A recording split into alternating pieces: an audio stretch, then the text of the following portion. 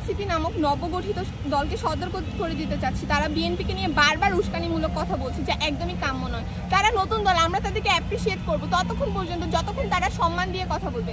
এমন একটি দল যারা বিগত 50 বছর ধরে এদেশে রাজনীতি করে যাচ্ছে। আপনারা নবগঠিত দল, আপনাদের অনেক কিছু শেখার আছে, আপনারা আপনাদের স্ট্যাটাস সর্বপর্যায়ে নিজেদেরকে সংযত করবেন। বিএনপির উপর যে পরিমাণ নির্যাতন নিপীড়ন চালিয়েছে তা দিয়ে 20 থেকে 50টাকে ছবি তৈরি করা সম্ভব। বর্তমানে একটি নব ফ্যাসিস্ট দল তৈরি হয়েছে।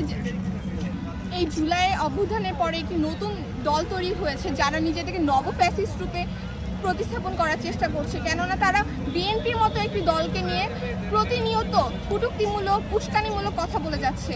আজকে একটি পোস্ট করেছে সার্জিস, যেখানে আমাদের ভারপ্রাপ্ত চেয়ারম্যান জনাব তারেক রহমানকে নিয়ে সে কটূক্তিমূলক ইঙ্গিত দিয়েছে।